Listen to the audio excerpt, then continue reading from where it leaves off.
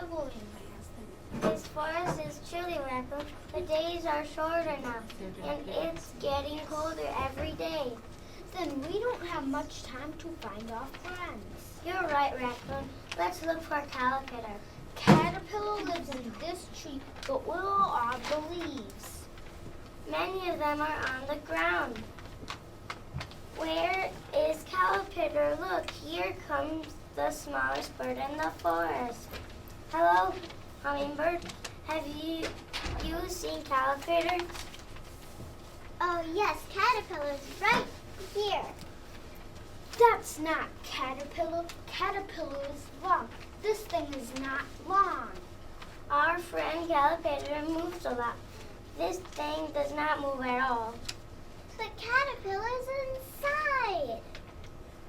Then we won't see Caterpillar until spring when he'll be a butterfly. Well, I'm glad you'll be here for the winter. Oh no, Raccoon. I can't stay. I must fly away where it is warm. Hummingbird must too. Yes, we must go. Oh my, I am the saddest raccoon in the forest. Will you come back? Yes, we'll be back in spring. Goodbye, Raccoon. Goodbye, Goose. Goodbye, Hummingbird. I will see if Bale is at home.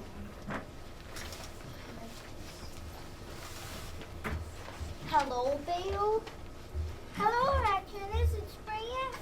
No, not yet. It'll be winter before it is spring. Why are you sleeping? I am ate all summer. Now I am faster than before. I don't